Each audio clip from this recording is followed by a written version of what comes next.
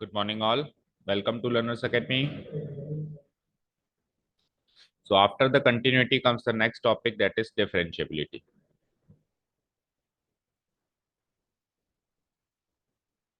Okay. So, this is the second topic of the chapter. इससे पहले क्या किया हमने कंटिन्यूटी। इससे पहले हमने क्या किया था, जैसा कि हमने चैप्टर इंट्रोडक्शन में डिस्कस किया था। सबसे पहले क्या करनी थी होती है, मतलब क्या चेक करनी होती है फंक्शन की कंटिन्यूटी। कंटिन्यूटी टेस्ट पास हो जाता है तो डिफरेंशियबिलिटी टेस्ट लगेगा, अभी देखेंगे। डिफरेंशियबिलिटी टेस्ट लग जाएगा, फिर क्या होगा, फिर उसका डिफरेंशिएशन किया जाएगा। डिफरेंशिएबल है तभी तो डिफरेंशिएट करेंगे। डिफरेंशिएशन ये हो जाएगा, उसके से जो चीज मिलेगी उसको कहते हैं डेरिवेटिव। से जो चीज मिलती है उसको कहते हैं डेरिवेटिव। पूरी एक चेन है। ठीक है, अभी अपन इस वाले स्टेज पर है, डिफरेंशिएबिलिटी। ठीक है, अपन डिफरेंशिएबिलिटी को दो अप्रोचेस से देखेंगे। एक होगी अलजेब्रिक अप्रोच। ओके। और एक होगी ज्योमेट्रिक अप्रोच। राइट। तो यानी कि हम दोनों अप्रोच से समझ जाएंगे तो दोनों अप्रोच से इसके दो डिफरेंट मीनिंग निकल के आएंगे। एक ही चीज के दो मीनिंग निकल के आएंगे। अलजेब्रिक अप्रोच में इसका मीनिंग निकल के आएगा रेट ऑफ चेंज। क्या निकल के आएगा? Rate of change. और ज्योमेट्रिक अप्रोच में इसका मीनिंग निकल के आएगा slope of tangent. Slope of tangent. एक ही फॉर्मूला दो अलग अलग सिचुएशंस में दो अलग अलग मीनिंग को शो करेगा। अलजेब्रिक अप्रोच में वही फॉर्मूला, डेरिवेटिव निकालने का वही फॉर्मूला क्या शो करेगा? Rate of change. और ज्योमेट्रिक अप्रोच में वही फॉर्मूला क्या शो करेगा? स्लोप ऑफ टेंजेंट को शो करेगा। ठीक है।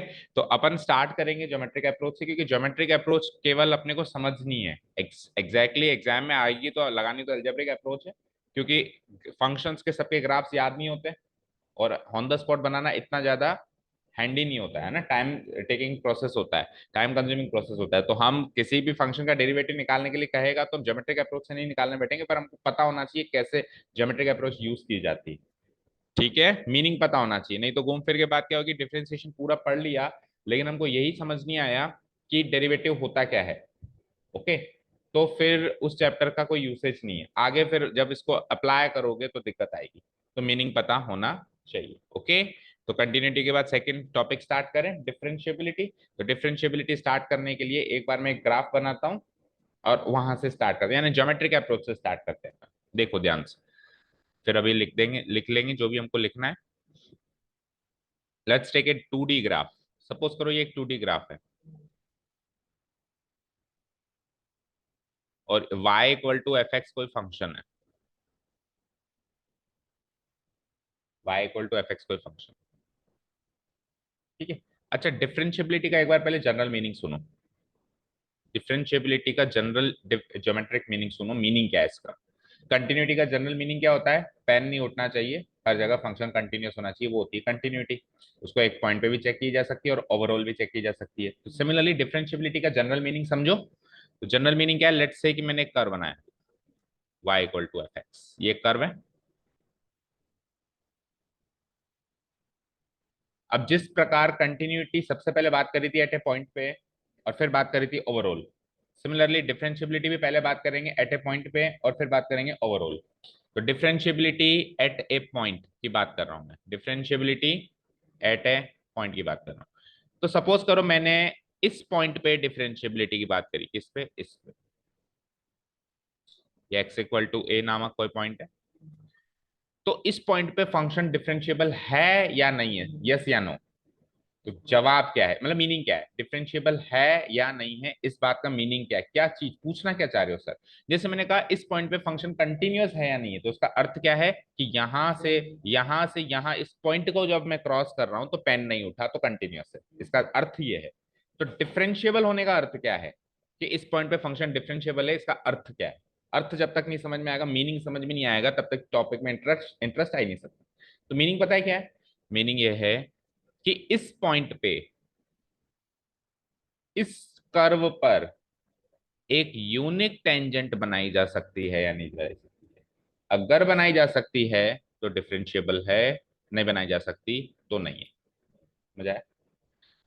टेंजेंट का मीनिंग क्या होता है? टेंजेंट अपन ने पहले सीखा था, किसी भी कर्व को बाहर से छू के जो लाइन निकल जाएगी दैट इज टेंजेंट। बिल्कुल एक सिंगल पॉइंट पे टच करके निकली जो टेंजेंट।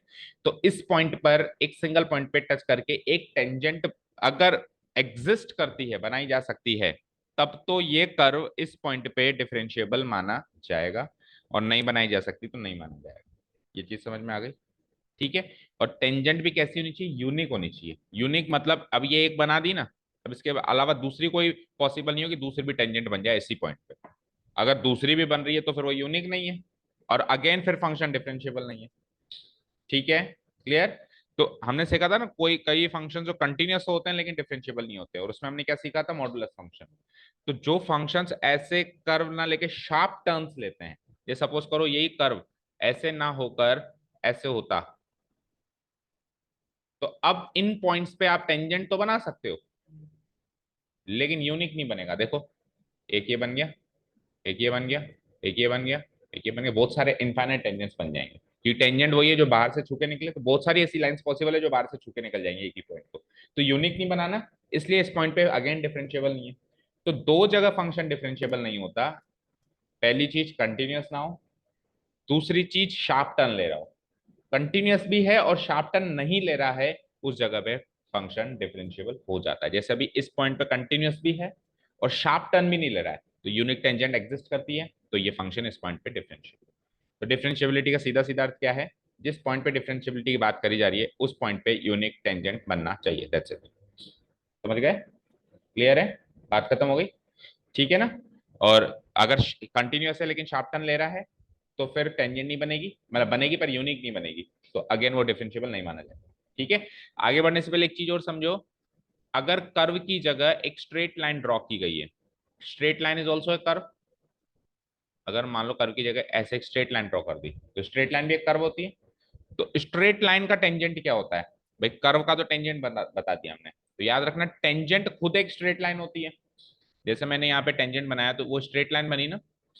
तो कर्व की टेंजेंट तो स्ट्रेट लाइन होती है, लेकिन अगर कर्व खुद ही स्ट्रेट लाइन है तो इसकी टेंजेंट ये खुद मानी जाएगी, इसकी टेंजेंट ये खुद मानी जाएगी। यही कारण है कि मॉडुलस फंक्शन जब हम बनाते हैं, तो वो लेट से मॉडुलस एक्स ले लिया मैंने, या मॉडुलस एक्स प्लस वन ले लिया, कोई सा भी ले लिया, कहीं ना कहीं पॉइंट से वो घूमेगा, शार्प वो लेगा डाइवर्जन, तो ये मॉडुलस एक्स है।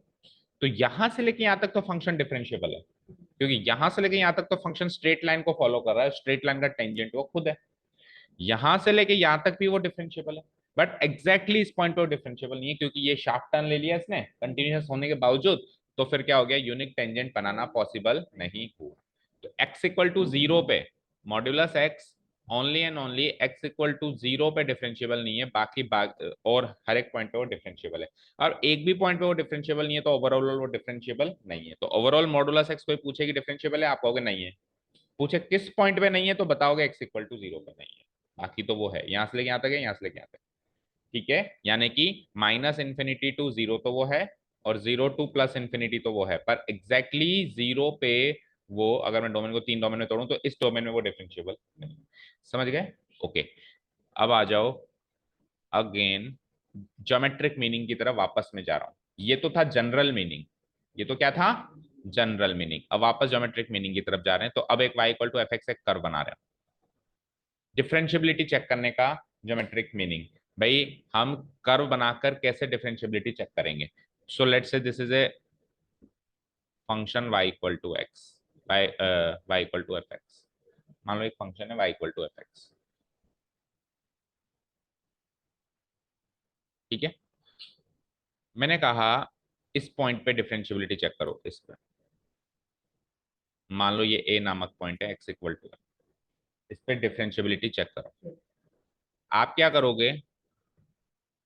इस a से स्लाइटली बड़ा नंबर लोगे और a से स्लाइटली छोटा नंबर लोगे। ठीक है, मान लो ये वाला पॉइंट है p। तो a से स्लाइटली छोटा नंबर और a से स्लाइटली नंबर होता क्या है? a माइनस एच और a प्लस एच। अब लेना तो बिल्कुल स्लाइटली है, स्लाइटली मतलब बिल्कुल इसके इर्द गिर्द दिखाई ना दे, बिल्कुल a में मर्ज दिखाई दे, लेकिन समझाने के उपलक्ष्य से मैं थोड़ा दूर ले रहा हूँ। नहीं तो बिल्कुल चिपका के लूंगा तो समझ में क्या आएगा। तो मैं हल्का सा दूर ले रहा हूँ, लेकिन है ये बिल्कुल करीब इसके। तो मैं यहाँ ले लेता हूँ a प्लस एच, और यहाँ मैं ले लेता हूँ a माइनस एच, चलेगा? लिख भी देते हैं। ये तो x equal to a plus h वाला नंबर है, और ये x equal to a minus h वाला, एच टेंडिंग टुवर्ड्स जीरो। अब सुनना ध्यान से, लेट्स से इस पॉइंट को ले लेते हैं a, और इसको ले लेते हैं बी। पहले तो आप ए बी पी तीन पॉइंट्स दिख रहे हैं, इनके कोऑर्डिनेट्स निकालो, एक्स कोऑर्डिनेट वाई कोऑर्डिनेट। तो एक्स कोऑर्डिनेट तो तीनों का दिख रहा है, इसका ए प्लस एच और इसका ए माइनस एच। तो एक्स कोऑर्डिनेट तो मैं लिख देता हूं, इसका एक्स कोऑर्डिनेट है ए, इसका एक्स कोऑर्डिनेट है ए प्लस एच,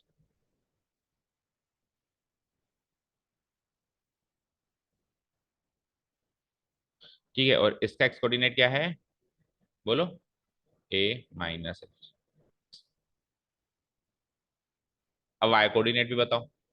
तो वाई कोऑर्डिनेट का मतलब क्या होता है कि इस पॉइंट पे फंक्शन की वाई एक्सिस पे क्या वैल्यू है, यही तो होता है वाई कोऑर्डिनेट। अब फंक्शन ही नहीं पता तो कैसे पता लगाओगे? फॉर एग्जाम्पल अगर फंक्शन होता y equal to f x equal to x square, तो आप टू पे निकालते टू का स्क्वायर, थ्री पे निकालते थ्री का स्क्वायर। लेकिन ये फंक्शन की डेफिनेशन गिवन होती तब होता ना, यहाँ तो अभी तो मैंने y equal to f x रखा है, फंक्शन की डेफिनेशन मैंने दी नहीं है। तो इसलिए अभी तक मुझे फंक्शन की डेफिनेशन नहीं पता है, तो हाल फिलहाल के लिए मैं इस पॉइंट को मैं एफ ऑफ ए तो बोल ही सकता हूँ, बोल ही सकता हूँ ना भाई, टू पे जो डेफिनेशन गिवन है वो देखी जाएगी, लेकिन हाल फिलहाल उसको एफ ऑफ टू तो बोल ही सकते हैं। तो वाई कोऑर्डिनेट आ गया एफ ऑफ ए। इस बी पॉइंट का वाई कोऑर्डिनेट क्या आ गया बताओ, बोलो, f of b, f of A minus h. यहाँ पे एक्स की वैल्यू क्या है, ए माइनस एच, तो F of A minus h. और इस ए पॉइंट का वाई कोऑर्डिनेट क्या होगा, f of a plus h. तो मैं इसके आगे लिख देता हूँ, इसका वाई कोऑर्डिनेट क्या हो गया, f of a, x coordinate y coordinate, इसका वाई कोऑर्डिनेट क्या हो गया, f of A minus h, इसका क्या हो गया, f of a plus h. यहाँ तक सारी बातें क्लियर है? अब आपको पता है कर्व को एक पॉइंट पे छू के निकलता है उसको तो टेंजेंट बोलते हैं, लेकिन अगर एक से दो पॉइंट पे छू के निकल जाए ऐसे उसको क्या बोलते हैं? एक लाइन अगर कर्व को दो पॉइंट्स पे इंटरसेक्ट करके निकल जाए तो उसको क्या बोलते हैं? और तीन पॉइंट पे तो कर ही नहीं सकती, या तो एक पे करेगी या जीरो पे करेगी या दो पे करेगी। तो एक पॉइंट पे छू के निकले उसको तो टेंजेंट बोलते हैं, दो पॉइंट पे छू के निकले उसको क्या बोलते हैं, पता ही नहीं है? सीकेंट। क्या बोलते हैं? सीकेंट। इसको क्या बोलते हैं जो एक से ज्यादा पॉइंट पे यानी कि दो पॉइंट पे टच करके निकले उसको क्या बोलते हैं, सीकेंट। तो आप ध्यान से देखो, पी से लेके ए तक एक सीकेंट और पी से लेके बी तक दूसरी सीकेंट बनाई जा सकती है। पी और ए को इंटरसेक्ट करे एक सीकेंट ये, और पी और बी को इंटरसेक्ट करे एक सीकेंट ये। समझ आया? ओके। अब सुनो, अगर मैं कहूं पी पे डिफरेंशिएबल है या नहीं है, तो आपको चेक ये करना है कि पी पे यूनिक टेंजेंट बनाई जा सकती है नहीं। तो ये जो पी से लेके ए वाला पॉइंट है, अगर ये थोड़ा नजदीक आ जाए तो ये सीकेंट थोड़ी सी छोटी हो जाएगी, और नजदीक आ जाए तो और छोटी हो जाएगी, और नजदीक आ जाए तो और छोटी हो जाएगी, और बिल्कुल इतनी छोटी हो जाएगी पी में मर्ज हो जाए तो ये सीकेंट बाहर से गुजर के टेंजेंट बन जाएगी। बोलो, ये सीकेंट दो पॉइंट से एक ही पॉइंट पे मर्ज हो जाएगी, और एक पॉइंट पे अगर कोई लाइन छूती है तो वो सीकेंट नहीं, हो टेंजेंट है। तो वो जो सीकेंट है अभी दो पॉइंट से टच कर रही है, वो मर्ज होती होती श्रिंक होती टेंजेंट का रूप धारण कर लेगी। तो मुझे ये तो चेक करना है कि ये सीकेंट टेंजेंट का रूप धारण कर रही है या नहीं कर रही है। अगर कर रही है तब तो ये फंक्शन पी पॉइंट पे डिफरेंशिएबल है, क्योंकि पी पॉइंट पे डिफरेंशिएबल तभी होगा जब टेंजेंट बनेगी, और वो भी यूनिक बनेगी। यूनिक बनेगी मतलब ये सीकेंट भी टेंजेंट बने और वो सीकेंट भी टेंजेंट बने, क्योंकि अगर दो अलग अलग टेंजेंट बन रही है तो अगेन यूनिक नहीं है। तो तुम दोनों सीकेंट दो अलग अलग सीकेंट नहीं हो, तुम दोनों एक्चुअली एक ही टेंजेंट हो, तभी ये फंक्शन एक्स इक्वल टू ए पे डिफरेंशिएबल है। मीनिंग ये हो गया। तो अब अपने को ये चेक करना है कि ये दोनों सीकेंट इस टेंजेंट का रूप धारण करेगी या नहीं करेगी। अब वो कैसे पता करें सब? अगर ये दोनों सीकेंट सेम सीकेंट हैं तो इन दोनों का स्लोप सेम होगा, क्योंकि दो लाइंस जो हैं उनका स्लोप अगर सेम है तो वो लाइंस भी सेम है। तो इन दोनों का स्लोप सेम है या नहीं वो चेक करना पड़ेगा। अब स्लोप निकालने का कॉन्सेप्ट हमने 11th में सीखा है। बताओ कैसे निकालते हैं किसी भी लाइन का स्लोप। अगर दो पॉइंट गिवन है, जैसे पी पी ए का स्लोप कहूं मैं, तो पी पी भी गिवन है, ए भी गिवन है, तो एक लाइन अगर दो पॉइंट से पास कर रही है तो उसका स्लोप कैसे निकालते थे, याद है? स्लोप ऑफ पी ए, ये स्लोप ऑफ ए पी कह दो, स्लोप ऑफ पी ए। और सिमिलरली इधर मैं कह दूंगा स्लोप ऑफ बीपी। बताओ, कैसे? तो y2 minus y1 divide by x2 minus, तो y2 क्या है इसका? F of a plus H, minus y1 क्या है इसका? F of A, divided by x2 minus x1 क्या होगा? माइनस x1 क्या? ए। ये तो इसका पी ए का स्लोप हो गया। बीपी का बताओ। मैं बीपी इसलिए ले रहा हूँ क्योंकि बीच छोटा नंबर है एक्स की रेफरेंस में और पी बड़ा नंबर है, तो बड़े में से छोटा माइनस करने की रेफरेंस में बीपी ले रहा हूँ। मैं पीबी भी ले सकता हूँ, बात एक ही है। चलो बीपी ले लो। F of A, F of A minus H, आगे बोलो। ए माइनस ए माइनस, तो एक बार दोनों के नीचे के डिनोमिनेटर पार्ट को सॉल्व कर दें, तो क्या बना? ए प्लस एच में से ए गया तो क्या बचेगा? Only H. और इधर ए माइनस ए कट जाएगा, माइनस माइनस अगेन क्या बचेगा? Only H. फाइन। अब सुनिए, अगर ये दोनों स्लोप्स बराबर हैं, अभी आपने निकाला ये स्लोप, अगर ये दोनों स्लोप्स बराबर हैं तब दोनों सीकेंट टेंजेंट हैं और दोनों सीकेंट यूनिक टेंजेंट है। तो बस हमको यही चेक करना है कि ये दोनों बराबर है या नहीं है, यही डिफरेंशिएबिलिटी है। जो ऊपर वाली चीज कह रहे हो उसको कहते हैं लेफ्ट हैंड डेरिवेटिव, एलएचडी। और जो नीचे वाली चीज आपने एज ए फॉर्मूला क्रिएट करी है इसको कहते हैं राइट हैंड डेरिवेटिव, यानी कि आरएचडी। मैं डायरेक्ट भी दे सकता था, ये एलएचडी लेफ्ट हैंड डेरिवेटिव का फॉर्मूला, ये राइट हैंड, लेकिन ये आया कैसे? ये ऐसे आया, ये स्लोप के फॉर्मूले से आया। कल को अगर आप भूल भी जाओ तो खुद भी आप चेक कर सकते हो। क्या? जिस पॉइंट पे आपको डिफरेंशिएबिलिटी चेक करनी है उससे स्लाइटली बड़ा नंबर लो, स्लाइटली छोटा नंबर लो, दो सीकेंट बनाओ, दोनों सीकेंट के स्लोप इक्वल है या नहीं है ये चेक करना है, बस बात इतनी सी है। समझ आ गया अच्छे से? अब ये कई बार ये a प्लस एच की जगह c प्लस एच भी कह देता है, वो x इक्वल टू ए की जगह x इक्वल टू सी भी कह देगा। डिफरेंट डिफरेंट जैसे अभी टॉपिक्स आगे बढ़ेंगे तो उसमें a की जगह c नाम दे देगा ये इसको। तो कई बच्चे कंफ्यूज हो जाते हैं a लेना है या c लेना, कुछ भी ले ले, बात एक ही है। ठीक है, यहाँ तक क्लियर है सारी बातें? कोई डाउट नहीं है? L H D R H D का फॉर्मूला मिल गया? ठीक है। और यहाँ पे बस एक चीज है कि ये h की जो वैल्यू है वो टेंडिंग टुवर्ड्स जीरो लेनी है। तो इससे पहले क्या लगा देना है? Limit H tending towards zero. इससे भी पहले क्या लगा देना है? Limit H tending towards zero. अब ये एलएचडी और आरएचडी का फॉर्मूला कंप्लीट हो गया, क्योंकि एच क्या है यहाँ पे? स्लाइटली छोटा नंबर है टेंडिंग टुवर्ड्स जीरो। क्योंकि एच को जितना छोटा करेंगे तभी तो ए पॉइंट पी के नजदीक आएगा, और ए पॉइंट जितना पी के नजदीक आएगा तभी तो वो टेंजेंट बनेगी। और टेंजेंट बनने के बाद फिर दोनों का स्लोप भी बराबर होना चाहिए, क्योंकि टेंजेंट यूनिक चाहिए, दो अलग अलग नहीं चाहिए। तो ये सारा काम होगा तब जाके पी पे यूनिक टेंजेंट बनेगी, और पी पे यूनिक टेंजेंट बनेगी तो पी पे वो डिफरेंशिएबल माना जाएगा। क्योंकि हमने क्या सीखा है? डिफरेंशिएबल होने का अर्थ ही यही है कि यूनिक टेंजेंट बननी चाहिए। समझ आ गया? अब यूनिक टेंजेंट बननी चाहिए तो मैंने पहले दो अलग अलग टेंजेंट बनाने की कोशिश करी, और कोशिश करने के प्रयास में अगर वो यूनिक बन गई, मैंने कोशिश तो करी थी अलग अलग लेके देख लेते हैं, दो अलग अलग सीकेंड लेके देख ले, लेकिन एच टेंडिंग टुवर्ड्स जीरो जब मैंने किया तो वो टेंजेंट बनी। यानी एच टेंडिंग टुवर्ड्स जीरो करके दो अलग अलग सीकेंड का स्लोप निकालूं और वो टेंजेंट का स्लोप निकले, तब वो वहां पे डिफरेंशिएबल माना जाएगा। ठीक है, ये फर्स्ट इंप्रेशन कंप्लीट है यहाँ पे, और करीब करीब सारी डेफिनेशन कंप्लीट है। अब केवल लिखने का काम है, और लिखने के केस में अब अलग अलग डिफरेंट डिफरेंट आपको खुद को इसने सी लिया है, तो कहीं पे सी लेंगे कहीं पे ए लेंगे। अभी भी हम लास्ट में आते आते हम भी इसको सी में ही तब्दील कर देंगे। ठीक है, और आपको एक चीज और बता दें, यही डेरिवेटिव निकालने का फॉर्मूला भी है। इसमें से हम आर एच डी को ज्यादा महत्व देते हैं। वैसे दोनों ऐसे में दोनों की वैल्यू इक्वल है, तो आप एल एच डी से भी निकाल सकते हो डेरिवेटिव, आप आर एच डी से भी निकाल सकते हो। जैसे मैंने कहा y equal to f x equal to x square का डेरिवेटिव निकालो, तो आप क्या कहोगे? किस पॉइंट पे निकालो? मैंने कहा x इक्वल टू 6 पे निकालो। तो आप आर एच डी से कैसे निकाल सकते हो बताओ? Limit H tending towards zero, F of A क्या है? 6, तो F of 6 minus F of A minus H. A क्या है हमारा अगेन बोलो? ए क्या है अगेन? 6, तो F of 6 minus h divided by H. अब एफ ऑफ 6 और एफ ऑफ 6 माइनस एच कैसे निकालेंगे? 6 यहाँ पे डालूंगा तो एफ ऑफ 6 निकल जाएगा, 6 माइनस एच यहाँ पे डालूंगा तो एफ ऑफ 6 माइनस, ये पुटअप करना है, इस लिमिट को सॉल्व करना है, यही y equal to f x का डेरिवेटिव निकलेगा एट x इक्वल टू 6।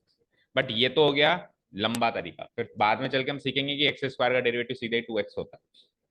ठीक है, तो वो बात के तरीके हैं, ये बेसिक तरीका ही है। तो चाहो तो एलएचडी से भी निकाल सकते हो, लेकिन हम प्रायोरिटी किसको देते हैं? आरएचडी को, राइट हैंड डेरिवेटिव को हम ज्यादा प्रायोरिटी देते हैं। समझ आ गया? ओके, अब थोड़ा सा लिख लेते हैं हम।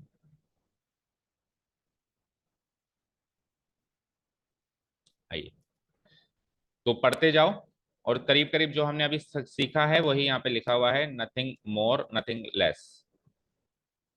हाँ जी, डिफरेंशियबिलिटी कैसे करते हैं। एक function F x differentiable function माना जाएगा if I double F, if यानी इफ एंड ओनली इफ, यानी कि इफ एंड ओनली इफ मतलब और कोई चारा नहीं, काम होना ही चाहिए। If and only if it's curve is continuous. पहली चीज क्या है, कर्व तो कंटिन्यूअस होना चाहिए। दूसरी चीज क्या है, स्मूथ होना चाहिए, sharp.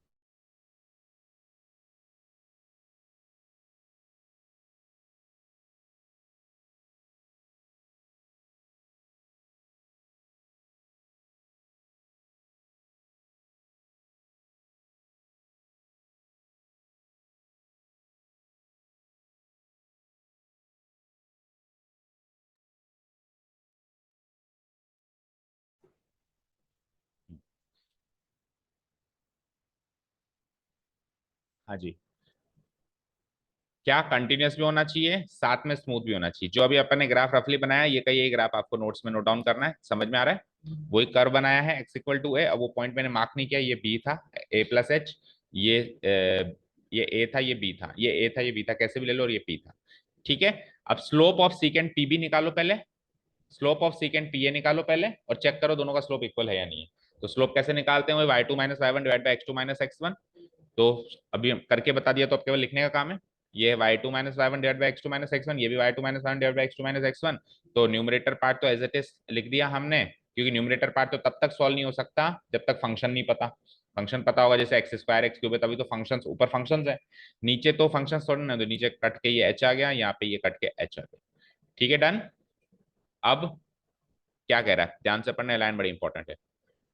when we tend h towards zero, जैसे जैसे h को जीरो की तरफ टेंड करेंगे, यानी h बहुत ही छोटा नंबर होगा, वैसे वैसे सीकेंट पीबी और एबी दोनों की दोनों सीक्वेंट किस और टेंड करेंगी, ए पॉइंट पे टेंजेंट बनने की और टेंड करेंगे। अभी दोनों सीकेंट है, लेकिन h को जैसे जैसे जैसे छोटा करेंगे, तो h को जीरो की तरफ टेंड करने का मतलब दोनों सीकेंट को उस पॉइंट पे टेंजेंट बनने की और टेंड करना। ठीक है, जैसे जैसे टेंडिंग टुवर्ड्स जीरो है, वैसे वैसे दोनों सीकेंड टेंजेंट बनने की ओर टेंड करेंगे। ओके, दैट मींस जैसे ही मैंने टेंडिंग टुवर्ड्स जीरो किया, टेंडिंग टुवर्ड्स जीरो किया, तो यूनिट टेंजेंट बन गई। तो यानी दोनों इक्वल है तो यूनिट टेंजेंट बनेगी, यानी कि यही मेरा एलएचडी है, यही मेरा आरएचडी है। डन, फॉर्मूला मिल गया मुझे। ठीक है, अब मैं क्या कह सकता हूं, we can say that the function is differentiable at the point X equal to A, और उसकी डेरिवेटिव जो है हमने आर एच डी वाली ली है, क्योंकि जनरली आर एच डी वाली, और उसका डेरिवेटिव क्या होगा, यही इसका डेरिवेटिव है।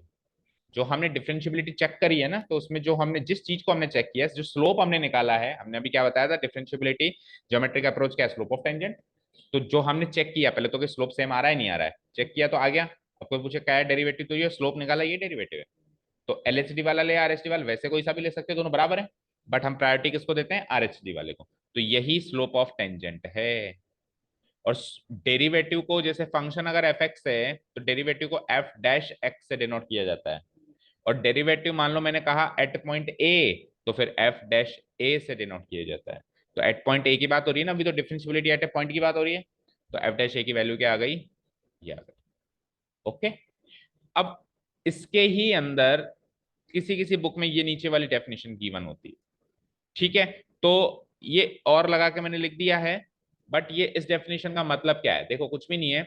आप ए प्लस एच की जगह एक्स रखो और सबको चेंज करो।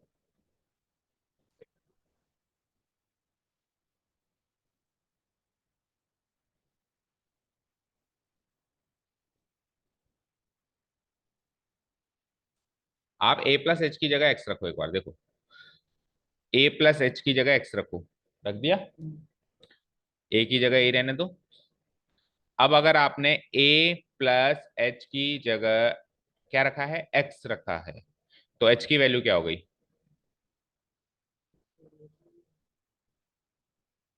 चेंज हो गई। अच्छा, एच टेंडिंग टुवर्ड्स जीरो कैसे चेंज होगा, चेक करो। तो अगर एच टेंडिंग टुवर्ड्स जीरो था, तो एच की वैल्यू क्या रखी आपने, एच की वैल्यू क्या रखी, एक्स माइनस है, टेंडिंग टुवर्ड्स जीरो, माइनस इधर आएगा तो एक्सटेंडिंग टुवर्ड्स ए हो जाएगा। तो एक्सटेंडिंग टुवर्ड्स जीरो चेंज हो गया एक्सटेंडिंग टुवर्ड्स। तो ये दोनों सेम फॉर्मूले हैं, दिखने में अलग अलग लग रहे हैं, ये तो हमने अभी अभी निकाला है, इसमें बस a प्लस एच की वैल्यू x रख दिया। आपकी मर्जी नहीं है रखना तो आप इसी से काम चलाओ, कोई दिक्कत नहीं। कभी भी इस फॉर्मूले से ये फॉर्मूला और इस फॉर्मूले से ये फॉर्मूला हम चेंज कर सकते हैं। दोनों आर एच डी के फॉर्मूले हैं एट एक्स इक्वल टू ए। दोनों किसके फॉर्मूले हैं? आर एच डी के फॉर्मूले है एट एक्स इक्वल टू ए। दोनों में डिफरेंस पता है क्या है? वही डिफरेंस है जो left and limit and right and limit में अपन एक एच में कन्वर्ट करते थे और एक एच में कन्वर्ट नहीं करते थे। तो वो एच में कन्वर्टेबल है, ये कन्वर्टेबल नहीं है। समझ गए? अपन लेफ्ट हैंड लिमिट कैसे निकालते थे बताना जरा। Left hand limit at x equal to A कैसे निकालते थे पिछले टॉपिक में, बताओ बोलो। लेफ्ट हैंड लिमिट कैसे निकालते थे? ए माइनस एफ ऑफ एक्स। मैंने कहा इसको एच में कन्वर्ट करो, तो कैसे करते थे? एच टेंडिंग टुवर्ड्स जीरो और इसकी जगह आ जाता था ए माइनस एच। तो ऐसे मानो ये वाला फॉर्मूला और ये वाला फॉर्मूला सेम है ना, वो एच की फॉर्म में है, ये एच की फॉर्म में नहीं है। तो ये वाला फॉर्मूला ये वाला फॉर्मूला सेम है, ये एच की फॉर्म में और ये एच की फॉर्म में नहीं है। दोनों किसके फॉर्मूले हैं? राइट हैंड डेरिवेटिव के या सिंपली डेरिवेटिव के। ये दोनों सिंपली डेरिवेटिव के फॉर्मूले हैं एट एक्स इक्वल टू ए पर, पर्टिकुलर एक पॉइंट पर है। समझ गए? चले हम आगे। हम नाउ आगे क्या सीखना है हमको? हाँ जी, अब डेरिवेटिव की दो डेफिनेशन आ गई हमारे पास, एक अलजेब्रिक डेफिनेशन और एक अरिथमेटिक डेफिनेशन। अलजेब्रिक डेफिनेशन क्या है?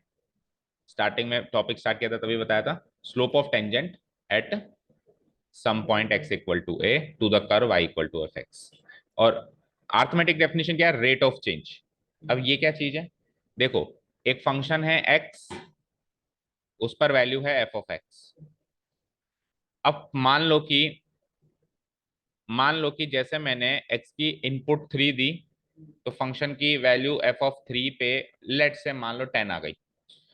जैसे ही मैंने इसकी वैल्यू 6 दी, तो मान लो एफ ऑफ 6 पे फॉर एग्जाम्पल वो 20 आ गई। 20 नहीं, कुछ और ले लो, 15 आ गई। तो मैंने कहा फंक्शन किस रेट से चेंज हुआ? ये फंक्शन जो है x इक्वल टू 3 पे किस रेट से चेंज हुआ? तो कैसे चेक करोगे? फंक्शन की वैल्यू में कितना डिफरेंस है डिवाइडेड बाय आउटपुट्स में कितना डिफरेंस है डिवाइडेड बाय इनपुट्स में कितना डिफरेंस है। तो 15 माइनस 10 डिवाइडेड बाय 6 माइनस 3 यानी कि 5/3। इस रेट से ये चेंज हुआ है, इस रेट से ये चेंज हुआ है। तो अभी जो अपन ने निकाला वो क्या था? हल्का सा स्लाइटली बड़ा point F of C plus H, उस पे जो वैल्यू आई माइनस उसी पॉइंट पे फंक्शन की value F of C divided by inputs का difference C plus H minus H. तो अभी पहले भी यही फॉर्मूला लगाया और रेट ऑफ चेंज में भी यही फॉर्मूला लगाना पड़ रहा है। दैट मीन्स डेरिवेटिव का मतलब रेट ऑफ चेंज है। ठीक है, डेरिवेटिव का मतलब क्या है? रेट ऑफ चेंज है। समझ आया ना? नहीं आया? मान लो ये कर्व है, अब मैंने कहा कि फंक्शन जो है किस रेट पे बदल रहा है। आपने पूछा किस पॉइंट की बात कर रहे हो, मैंने कहा इस पॉइंट की बात कर रहे हो। तो आप इससे स्लाइटली बड़ा पॉइंट लो और आप देखो यहां से यहाँ क्या चेंज आया। तो ये वाई कोऑर्डिनेट का डिफरेंस है, इतना तो वाई कोऑर्डिनेट का डिफरेंस है और इतना एक्स कोऑर्डिनेट का डिफरेंस है। तो this difference divided by this difference he rate of change है। और अभी अपन ने करके देखा तो कि this difference divided by this difference होता क्या था? डेरिवेटिव ही होता था। तो डेरिवेटिव का मतलब क्या हो गया? Rate of change. तो अरिथमेटिक डेफिनेशन क्या है? Rate of change. और ज्योमेट्रिक डेफिनेशन क्या है? Slope of tangent. दोनों के क्वेश्चंस आएंगे हमारे कोर्स में। ठीक है, चलें आगे। ओके, वही जो ग्राफ अभी मैंने बना के बताया सेम वैसा ही देख लो। देखो, ये x है, इससे स्लाइटली बड़ा नंबर ले लिया, तो x पे फंक्शन की value I F of x, x plus H पे फंक्शन की value I F of X plus H.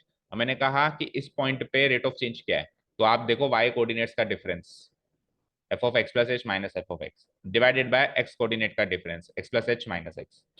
जहां पे h क्या है? स्लाइटली स्मॉल नंबर है नियर टू जीरो, यही रेट ऑफ चेंज है। तो रेट ऑफ चेंज का फॉर्मूला क्या हो गया? y कोऑर्डिनेट का difference divided by x coordinate का डिफरेंस। और यही स्लोप होता है, y कोऑर्डिनेट का difference divided by x coordinate. और स्लोप डेरिवेटिव होता है, that means derivative rate of change है। समझ में आ गया ना? डेरिवेटिव की दो डेफिनेशन है, slope of tangent, rate of change. इसमें h टेंडिंग टुवर्ड्स जीरो लेना पड़ेगा आपको। ठीक है, आगे बढ़ो। Therefore the derivative of F x is a function. F x का डेरिवेटिव एक फंक्शन होगा, फंक्शन का डेरिवेटिव एक फंक्शन होगा। और एट सम पॉइंट की बात करोगे न्यूमेरिक पॉइंट पे, तो फिर डेरिवेटिव पे एक न्यूमेरिक वैल्यू आएगी। मैंने कहा एक्स इक्वल टू 3 पे निकालो, तो अब आंसर न्यूमेरिक आएगा, 36 45 कुछ भी आ सकता है। लेकिन मैंने कहा कि नहीं नहीं, एक्स स्क्वायर का डेरिवेटिव निकालो, तो आप पॉइंट नहीं बता रहे हो, तो ओवरऑल डेरिवेटिव क्या आएगा? एक फंक्शन आएगा। सो एफ एक्स का डेरिवेटिव भी एक फंक्शन है एक्स का, जिसकी वैल्यू ये है। और ये जो आप देख पा रहे हो इसको कहते हैं फर्स्ट प्रिंसिपल ऑफ डिफरेंशिएशन। क्या है ये? First principle of differentiation. X से स्लाइटली बड़ा नंबर लो, उस पे फंक्शन की वैल्यू निकालो, एग्जैक्टली एक्स पे फंक्शन की वैल्यू निकालो, तो ये दोनों वाई कोऑर्डिनेट्स हो गए, इसका डिफरेंस ले लो, डिवाइडेड बाय नीचे एक्स कोऑर्डिनेट का डिफरेंस, तो एच ही आएगा। कैसे? X plus H minus x, ये कट के आएगा, एच ही आएगा, यहाँ पे एच टेंडिंग टुवर्ड्स जीरो होना चाहिए। ओके, तो ये किसका फॉर्मूला है जो भी आप स्क्रीन पे देख रहे हो? बताओ। डेरिवेटिव निकालने का फॉर्मूला है। किसका फॉर्मूला है बोलो? डेरिवेटिव निकालने का फॉर्मूला। कौन से प्रिंसिपल से? फर्स्ट डेरिवेटिव प्रिंसिपल से। पहले जो फॉर्मूला सीखा था जिसमें अपन ने एक पॉइंट, अभी इसमें पॉइंट नहीं लिया, सी और ए नामक कोई पॉइंट नहीं है ना, वो डिफरेंशियबिलिटी चेक कर रहे थे। जो ऊपर किया वो क्या किया? डिफरेंशियबिलिटी चेक किया। डिफरेंशियबिलिटी एक पॉइंट पे चेक की जाती है, तो वो पॉइंट को अपन ने कहीं सी ले लिया, कहीं ए ले लिया। यहाँ पे डिफरेंशियबिलिटी चेक नहीं कर रहे, यहाँ पे डेरिवेटिव निकाल रहे हैं फंक्शन का। तो फंक्शन का डेरिवेटिव निकालने का करीब करीब फॉर्मूला मिलता जुलता ही है, बस वहां पे एक्स की जगह क्या लिखा हुआ था? सी लिखा हुआ था। ठीक है, कहीं ए भी लिखा हुआ था। तो सी और ए ऐसे नंबर्स लिखे हुए हो तो वो एट ए पॉइंट की बात हो रही है, और सी और ए ऐसे नंबर्स नहीं लिखे हुए हो, सिंपली एक्स लिखा हुआ हो, तो किसी पॉइंट पे बात नहीं हो रही, फिर फंक्शन के डेरिवेटिव की बात हो रही है, जस्ट सिंपली डेरिवेटिव की बात हो रही है। समझ में आ गया? क्लियर है? ओके, आगे बढ़ो। अब सुनो क्या कह रहा है। हमने फंक्शन के डेरिवेटिव के एक पॉइंट पे भी बात कर ली, ओवरऑल फंक्शन के डेरिवेटिव की बात कर ली, लेकिन जब जब अपन फंक्शंस की बात करते हैं तो फंक्शन की कुछ डोमेन भी होती है। तो अगर आपने फंक्शन के डेरिवेटिव की बात करी है तो उसके डोमेन में ही बात करनी पड़ेगी। जैसे मैंने कहा साइन इनवर्स एक्स, तो साइन इनवर्स एक्स की डेरिवेटिव डोमेन क्या होती है? -1 से 1। तो -1 से 1 के बाहर वो फंक्शन डिफाइंड ही नहीं है, तो उसके डेरिवेटिव की बात बात भी इससे बाहर नहीं करी जाएगी, उसके अंदर ही करी जाएगी। डोमेन से बाहर बात कभी करी नहीं जा सकती, ना कंटिन्यूटी की ना डिफरेंशियबिलिटी की। तो सपोज करो कोई फंक्शन है जो कि ए कॉमा बी में डिफाइंड है, तो ए कोमा बी में अगर वो defined in a comma b, तो उस पर अगर किसी पॉइंट पे डिफरेंशियबिलिटी की बात करेंगे तो वो सी भी उस डोमेन के अंदर का ही पॉइंट होना चाहिए। ठीक है, तो उसको हम कैसे डिफाइन करेंगे? या तो ऐसे डिफाइन कर लो एट ए पॉइंट पे, या ऐसे। हमने अभी अभी पहले जब left hand are H D की बात करी थी, राइट हैंड डेरिवेटिव का फॉर्मूला यही लिखा था, बस ए लिखा था यहाँ पे। सर अभी ए क्यों नहीं लिख रहे हो? क्योंकि अभी डोमेन के साथ बात करें तो डोमेन खुद ए कोमा बी है, तो डोमेन ही ए कोमा बी है, तो फिर पॉइंट ए कैसे होगा? तो पॉइंट सी ले लिया। ठीक है, अब यही फॉर्मूला आपकी बुक में सबसे पहले सर्वप्रथम लिखा हुआ है, चेक करो। ये पॉइंट, ये फॉर्मूला कैसे बना? धीरे धीरे धीरे धीरे करके कैसे बना ये फॉर्मूला? पहले अपन ने ए पॉइंट पे बात करी, फिर फंक्शन के ओवरऑल डेरिवेटिव की बात करी, फिर एक डोमेन में बात करी। तो जब हम डोमेन में बात करेंगे तो ए ना लेके सी ले लेंगे। समझ गए? ओके। और इस फॉर्मूले से ये फॉर्मूला कैसे बना?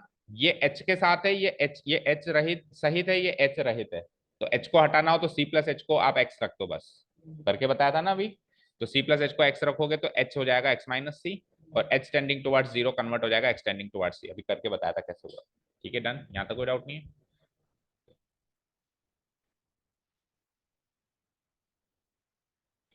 Provided that this value should exist finitely. अब इस ये वैल्यू फाइनाइटली एग्जिस्ट करनी चाहिए, इसकी वैल्यू इनडिटर्मिनेट फॉर्म नहीं आनी चाहिए, या इनफाइनाइट वैल्यू नहीं आनी चाहिए।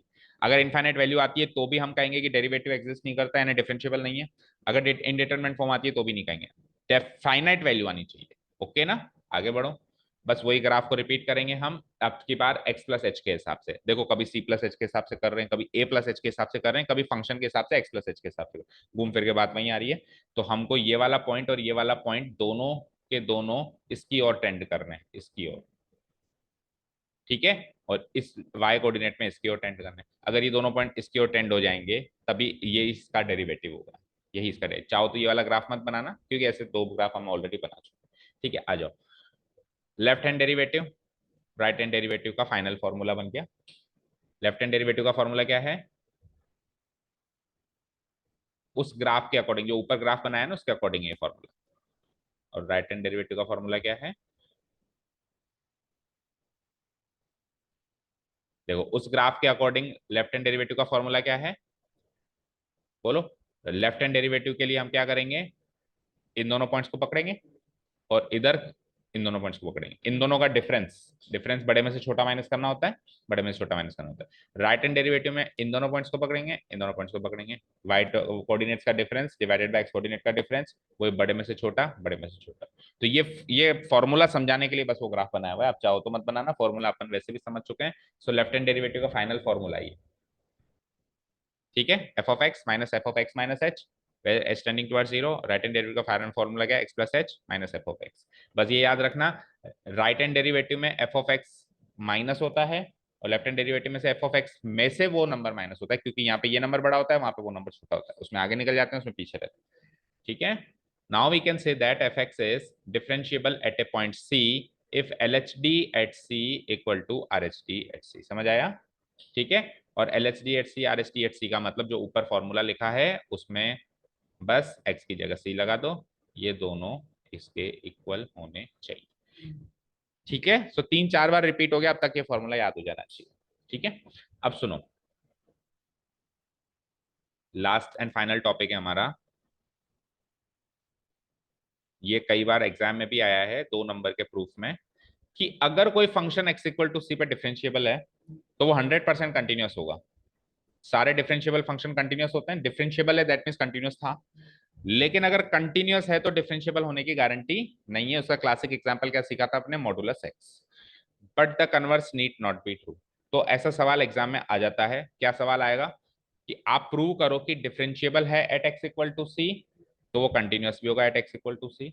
दूसरा उल्टा सवाल क्या जाएगा, प्रूव करो कंटिन्यूअस तो है एट एक्स इक्वल टू सी, पर गारंटी नहीं है डिफरेंशिएबल भी होगा एट एक्स इक्वल टू सी। और तीसरा सवाल क्या आ जाएगा, दोनों बातें प्रूव करो। मतलब क्वेश्चन यही आ जाएगा जो आपके स्क्रीन पे दिखाई दे रहा है, प्रूव करो कि कोई फंक्शन जो डिफरेंशिएबल है at x equal to c वो कंटिन्यूअस भी होगा, but the converse need not be true. ये कैसे कैसे छप के आ जाएगा, converse need not to be true का मतलब ही यही है कि यहां से यहां आया जा सकता है, बट वहां से वहां गारंटी से नहीं जाया जा सकता। तो आपको करना क्या है, तो आपको 2 काम करने हैं। पहले आपको फंक्शन को मान लेना है कि आप डिफरेंशिएबल हो एक्स इक्वल टू सी पे, और फिर 2 प्रूव करना है कि आप कंटिन्यूअस भी हो eight x equal to C पे। एक काम तो ये हो गया। दूसरा काम क्या करना है, आपको ऐसा फंक्शन सोचना है जो कंटिन्यूअस तो हो eight x equal to C पे पर डिफरेंशिएबल नहीं हो, उसमें आप सोच लेंगे मॉडुलस एक्स। तो उल्टे के लिए तो एक क्रॉस एग्जांपल ले लो मॉडुलस एक्स, सीधे के लिए आपको प्रूव करके बताना है, क्योंकि सीधे के लिए सारे फंक्शंस तो देख नहीं सकते कि जितने भी फंक्शंस डिफरेंशिएबल है वो कंटिन्यूअस होंगे। जब प्रूव करना होता है तो मैथमेटिकल स्टेटमेंट्स लेते हैं, जब डिसप्रूव करना होता है तो क्रॉस एग्जांपल लेते हैं। तो continuity at x equal to C से not differentiability at x equal to C के लिए क्या करेंगे, क्रॉस एग्जांपल मॉडुलस एक्स। पर differentiability at x equal to C से continuity at x equal to C पे के लिए क्या करेंगे, मैथमेटिकल स्टेटमेंट्स। देखो पहला काम कर रहे हैं अपन, डिफरेंशिएबिलिटी से कंटिन्यूटी प्रूव करना है। तो गिवन क्या हो गया कि फंक्शन डिफरेंशिएबल है at x equal to C पे, प्रूव क्या करना है, continuous at x equal to C. यहां से यहां प्रूव करना है, मतलब यहां से यहां differentiable at x equal to C से continuous at x equal to C prove करना है। तो differentiable at x equal to C का मतलब क्या होता है, ये, और continuous at x equal to C का मतलब क्या होता है, ये। तो इससे ये बात साबित करनी है आपको, बताओ, इस बात से ये बात साबित करनी है। अब ये कैसे साबित करेंगे, तो देखो हम क्या करेंगे, एक फंक्शन है एफ ऑफ एक्स, एक फंक्शन है एफ ऑफ एक्स, उसके अंदर एफ ऑफ सी माइनस कर देंगे और जोड़ देंगे। क्यों कर रहे हैं ऐसे, क्योंकि हमको ये चीज क्रिएट करनी है, ऊपर जो चीज दे रखी है F of X minus F of C, ये क्रिएट करनी है। तो हमने क्या करा, इसमें से माइनस एफ ऑफ सी किया, प्लस एफ ऑफ सी कर दिया, बैलेंस हो गया। अब अपन ने डिवाइडेड बाय एक्स माइनस सी किया और फिर मल्टीप्लाइड बाय एक्स माइनस सी किया, नीचे जैसे देख रहे हो अगेन बैलेंस हो गया। अब आपने क्या किया, दोनों तरफ लिमिट एक्स टेंडिंग टुवर्ड्स सी ले लिया, लिमिट एक्सटेंडिंग टुवर्ड्स सी ले ली। तो इधर कितनी जगह लगेगा, लेफ्ट साइड में तो एफ ऑफ एक्स पे लग जाएगा, राइट साइड पे क्या होगा, इस पे भी लगेगा, इस पे भी लगेगा, इस पे भी लगेगा। क्या लिखा हमने, taking extending towards c on both sides, ले लें। सो लेफ्ट साइड पे लगा दिया, राइट साइड पे लगा दिया। अब क्या हुआ, 3 जगह लग गया इधर, लेफ्ट साइड पे तो 1 जगह लग गया, राइट साइड पे 1 2 3 जगह लग गया। अब इसकी वैल्यू क्या है वो तो मुझे नहीं पता, क्योंकि फंक्शन नहीं पता, लेकिन इसकी वैल्यू 0 है, ये 100% श्योर है, क्योंकि हमने जस्ट सी को यहाँ पे पुटअप कर दिया, एक्स की जगह सी पुटअप कर दिया, और ये इनडिटरमिनेट फॉर्म बनी नहीं, ये 0 हो गया। और 0 मल्टीप्लाइड बाय एनीथिंग, यानी ये पूरी चीज क्रॉस हो गई। यहाँ पे एफ ऑफ सी में एक्स पुटअप करने के लिए है ही नहीं, तो जब पुटअप करने के लिए नहीं होता कांस्टेंट वैल्यू, तो वही आंसर आ जाती है, जैसे हमने सॉल्व किया था पिछली एक्सरसाइज में, लिमिट एक्सटेंडिंग टुवर्ड्स 3 ऑफ, मान लो मैं कह दूं 7, तो एक्स पुटअप करने के लिए नहीं है तो 7 ही आंसर आता था। तो यहाँ पे आंसर क्या आएगा, अगेन एफ ऑफ सी ही आएगा। ठीक है, समझ आया। तो यहां से इसको इनटू 0 किया तो ये तो कैंसिल आउट हो गया पूरा, ये पूरी वैल्यू क्या हो गई, कैंसिल आउट हो गई। तो इसका आंसर एफ ऑफ सी आ गया। अब आप याद करो, अगर limit extending towards F of C के बराबर हो, यानी किसी फंक्शन की टेंडिंग वैल्यू फंक्शन की एक्चुअल वैल्यू के बराबर हो, तो फंक्शन कंटिन्यूअस होता है। पिछले एक्सरसाइज में यही सीखा था। क्या सीखा था बताओ, कि टेंडिंग वैल्यू अगर एक्चुअल वैल्यू के बराबर हो तो फंक्शन उस पर कंटिन्यूअस है, अदरवाइज नहीं। तो हमने डिफरेंशियबिलिटी से स्टार्ट किया, डिफरेंशियबिलिटी से स्टार्ट करके हमने कंटिन्यूटी पे खत्म किया। तो इसका मतलब ये है कि ये फंक्शन एफ एक्स जो है एक्स इक्वल टू सी पे कंटिन्यूअस है। तो ये तो तरीका है डिफरेंशियबिलिटी से कंटिन्यूटी प्रूव करने का।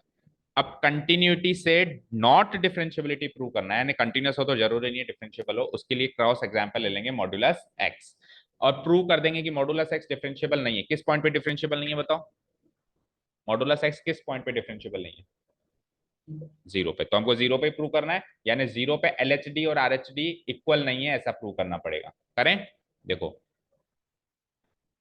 नॉट, देखो क्या है, to prove that all continuous functions are not differentiable, we can take a counter example। counter example क्या है, क्लासिक एग्जांपल है ये, विच इज कंटिन्यूअस। कंटिन्यूअस तो हर जगह है लेकिन डिफरेंशिएबल नहीं है, और डिफरेंशिएबल कहाँ, 0 पे। तो हम 0 पे चेक करें, और 0 पे क्यों चेक कर रहे हैं, क्योंकि फंक्शन की डेफिनेशन 0 पे बदल रही है, इसलिए हमने 0 पे चेक किया। सो मॉडुलस एक्स ऐसे ही डिफाइन होता है, ग्रेटर देन इक्वल टू 0 के लिए एक्स, लेस देन 0 के लिए माइनस एक्स। अब निकाल रहा हूं मैं पहली बार, एलएचडी निकाल के बता रहा हूं, अभी पूरी एक्सरसाइज में आपको निकाल के देखना है। अभी अपन एक एग्जांपल से निकाल के, तो एक एलएचडी और आरएचडी निकालते कैसे किसी पॉइंट पे, उसकी भी प्रैक्टिस हो गई इस एग्जांपल के थ्रू। सो एक्स इक्वल टू 0 पे अपन एलएचडी निकालेंगे। एलएचडी का फॉर्मूला बताओ, एट ए पॉइंट पे, एक्स इक्वल टू 0 एक पॉइंट पे ले रहे हैं ना अपन, तो सी वाला फॉर्मूला बताओ।